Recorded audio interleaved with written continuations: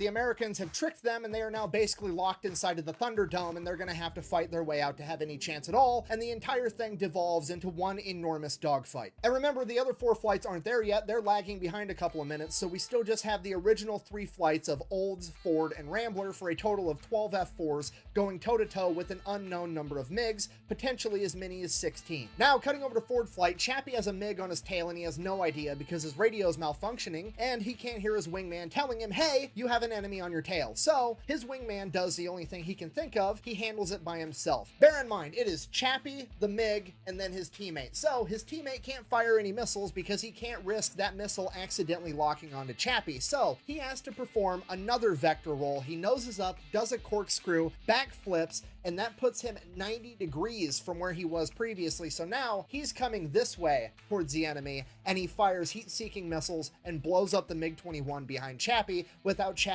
even knowing that it happened. Chappie then immediately engages 2 MiGs that are directly in front of him, and while that's going on, cutting back over to Olds, his wingman informs him that, hey, his secondary fuel tank isn't feeding fuel for some reason, so he's already low on fuel. They're 5 minutes into this dogfight, and Robin Olds makes the call that he is going to escort his wingman out of the target area and back to the airfield, which is yet again another phenomenal display of leadership. He could have ordered somebody else to do it, so he could have stayed in the fight and soaked up more kills and padded his stats, but no, he did it himself. For the next 8 minutes, the remaining 10 F4s engage every MiG-21 they can find until they have either been blown up or have disappeared and are hiding in the clouds. So at this point, the F4s call it a day. They head back to base. The other 4 flights of F4s didn't even make it to the target zone in time, so only 12 of the 28 F4s in the air actually engage the enemy. As the F4s start showing up and they start landing, the ground crews are there waiting with anticipation to find out how it went. I mean, this is one of the coolest missions ever done, probably the coolest thing a lot of these guys are ever going to be involved with. So they're super pumped to hear how it went. As the F4 canopies open up, the pilots start holding up fingers of 1s and 2s, telling everybody how many MiGs they shot down, and the entire place turns into an enormous party. They're celebrating. All these guys are just absolutely pumped that they shot down a bunch of MiG-21s. So they debrief, trying to figure out everything that happened in this 13 minutes of absolute chaos, and first and foremost, the best news, not a single American pilot got shot down. Then they figure out that they for sure shot down 7 MiG-21s with an additional 2 probable for a total of as many as 9, and bear in mind that the North Vietnamese only had somewhere